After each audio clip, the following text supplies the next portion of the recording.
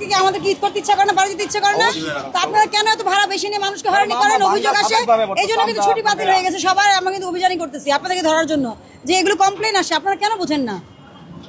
পরিবহন বিধি তো সারা জীবনই করবেন, মানুষ তো বাড়ি যাবে, আবার আসার সময় আসবে না? অবশ্যই আপনারা চিন্তা ভাবনা করে তো বিজনেস করতেছেন। খালি না আসলে তো আপনার লোক আবার ফেরত আসবে।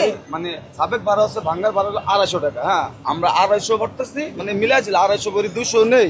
যেমন নাটো বানা গেলে 200 নেই, ভাঙ্গা গেলে 250 নেই, পাঁচল গেলে 200 নেই। ঠিক আছে, বিআরটি এর রেটের বাইরে আপনি যেতে পারবেন। কিন্তু এখন কি জানেন, আমি বলি ভাঙ্গা যদি আমি যাই 200 করে বেড়ে গেল 14,000 টাকা টিপ আসবে, এক টাকা ভাড়া কাটুন না, আপ ডাউন 14,000 টাকা খরচা হতো, আমরা খামুক।